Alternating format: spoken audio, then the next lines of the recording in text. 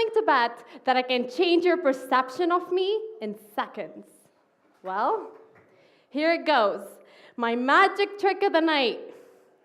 Abracadabra.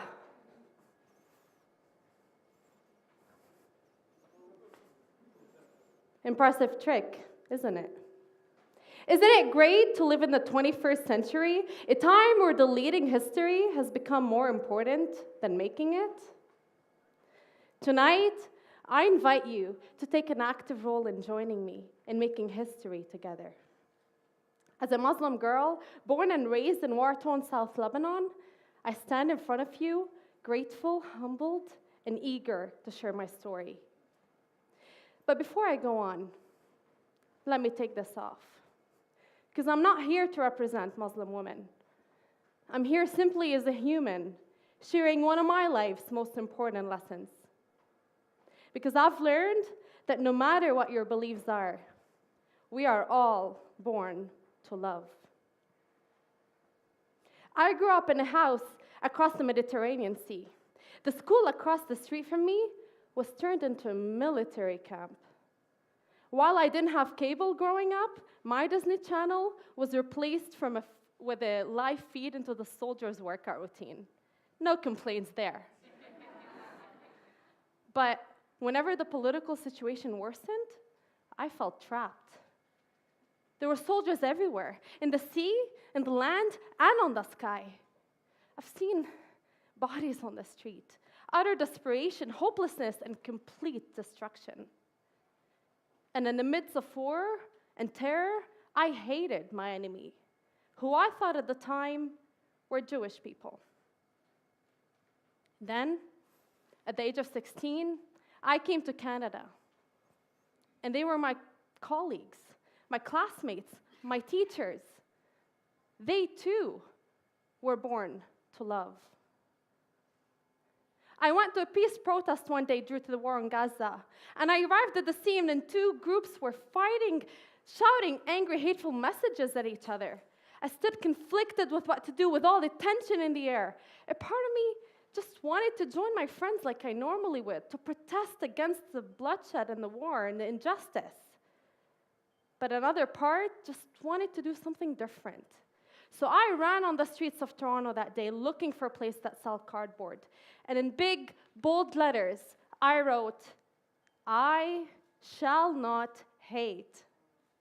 And I stood in the middle of that street in the minus 20 degrees weather, holding that sign up.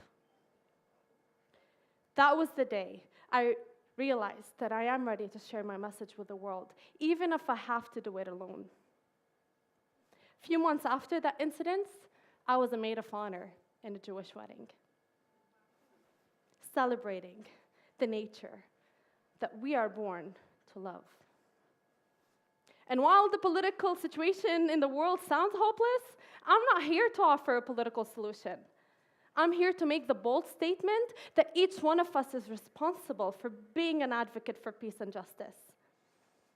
I wrote a poem a few years ago, which you're probably asking yourself right now, where do I start from?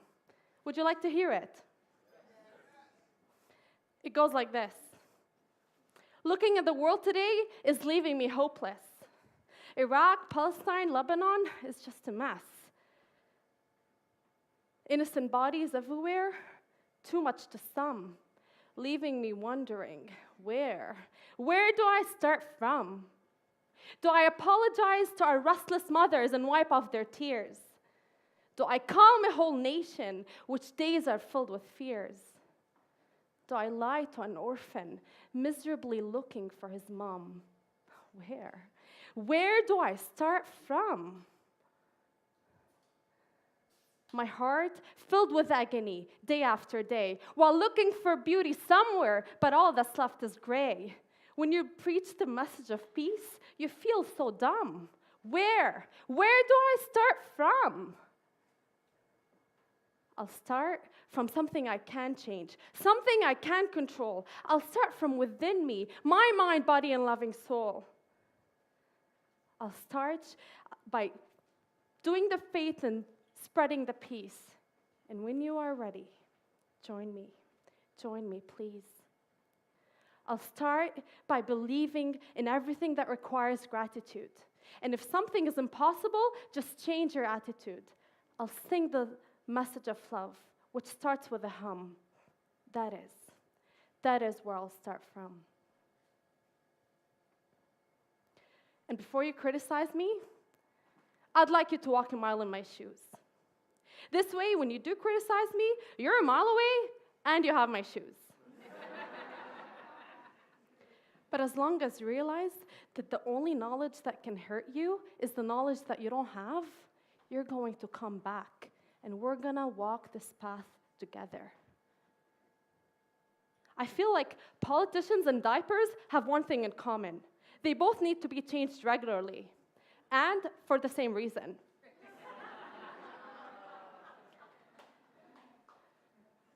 But I'm here to remind you that Nelson Mandela realized that we are all born to love, yet taught to hate.